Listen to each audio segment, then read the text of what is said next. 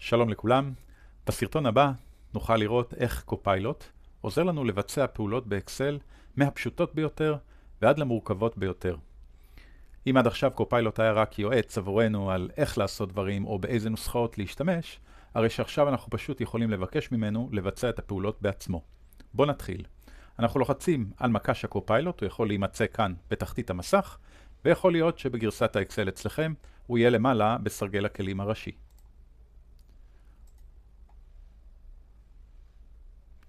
לאחר לחיצה על האייקון, אנחנו רואים את האפשרויות עומדות לרשותנו. שימו לב שמצב ברירת המחדל הוא עריכה. בואו נערוך את חוברת העבודה שלך או שלך. ואנחנו יכולים לבחור כאן האם לאפשר עריכה, או האם רק לעשות צ'אט. אין סיבה רק לעשות צ'אט, אם אנחנו יכולים גם לעשות צ'אט וגם לעשות עריכה באותו הממשק.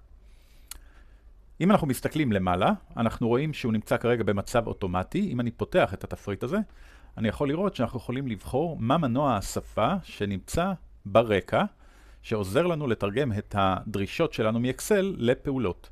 אז כרגע אנחנו רואים שהוא בוחר את המודל באופן אוטומטי, אבל אפשר להשתמש במודלים של OpenAI, מה שאנחנו מכירים GPT, או במודלים של אנתרופיק, מה שאנחנו מכירים בשם Claude.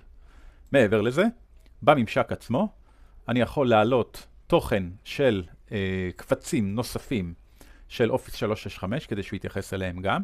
ועוד דבר חשוב, אני יכול לבקש ממנו להתייחס אך ורק לקבצים של העבודה, על מנת שהוא לא יטעה ויפנה לרחבי הרשת כדי למצוא תשובות למה שקורה בגיליון. אז ניתקתי אותו בהקשר הזה מן האינטרנט. כעת בואו נבקש ממנו פעולה פשוטה. שימו לב שיש לי כבר כמה כפתורים. אחד מבקש ממני לארגן את הנתונים, או ליצור סיכום של חוברת העבודה, או לנתח את חוברת העבודה ולהוסיף תובנות על הנתונים. אנחנו יכולים לקפוץ מיד לדבר הזה, אבל בואו נעשה רגע פעולה פשוטה. בואו נבקש מאקסל לחשב על סמך העמודה של Net Sales ושל ה-Unit Price וה-Quantity, להגיד מה סך הכל הערך המחירה בכל שורה. שימו לב, הוא ישתמש בעמודת Quantity ובעמודת Unit Price, למרות שזה כבר מחושב לנו כאן ב-Net Sales. בואו נראה איך הוא עושה את זה. אוקיי, אז חשב עבורי בעמודה חדשה את ערך הרכישה בכל שורה.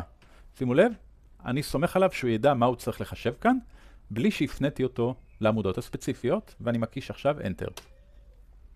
שימו לב, הוא רושם לי, אני רואה שהנתונים כוללים Quantity ו-Unit Price, הוא הבין את זה לבד.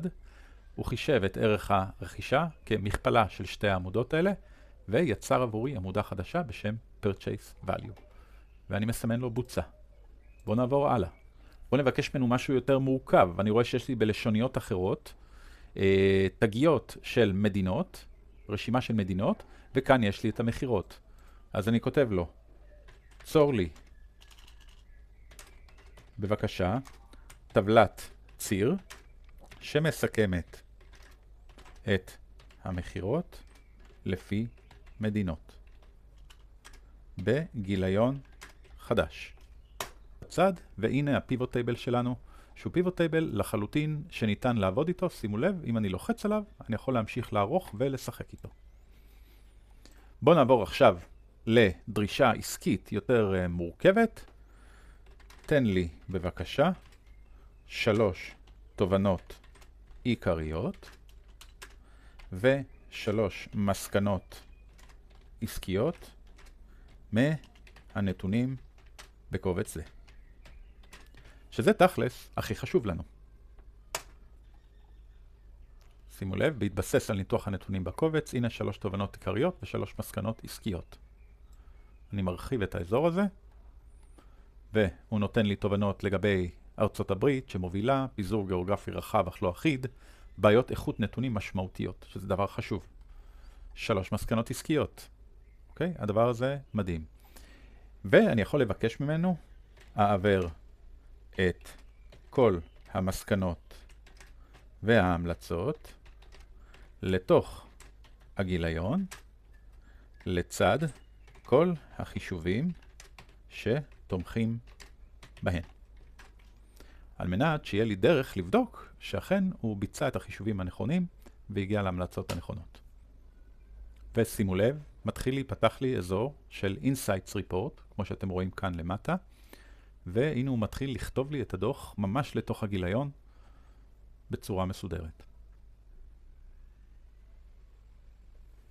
והוא מסמן לנו שהוא סיים את הכל.